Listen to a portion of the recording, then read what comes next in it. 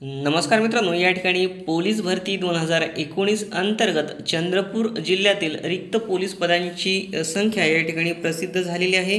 आणि या ठिकाणी मित्रांनो एकूण रिक्त पद आहेत 43, सर्वसाधारण 20 आहेत, महिला 13, खेळाडू 1, प्रकल्पग्रस्त 1, भूकंपग्रस्त 0, माजी सैनिक 6, अंश पदवीधर 1, पोलीस पाल्य 0, गृहरक्षक दल 1, अनाथ 0, एकूण 43 पदांची ही जाहिरात या ठिकाणी लवकरच प्रसिद्ध होणार आहेत मित्रांनो।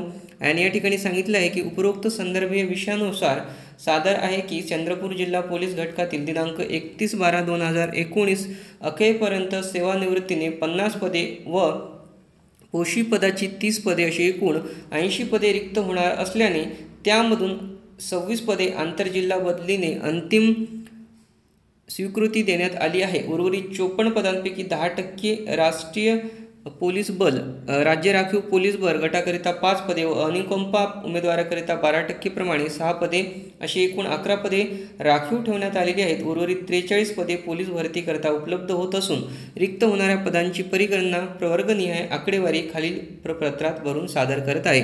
तर याचा अर्थ मित्रांनो, पोलीस भरतीची जाहिरात सुद्धा तलाठी भरतीप्रमाणे लवकरच प्रसिद्ध करण्यात येणार आहे।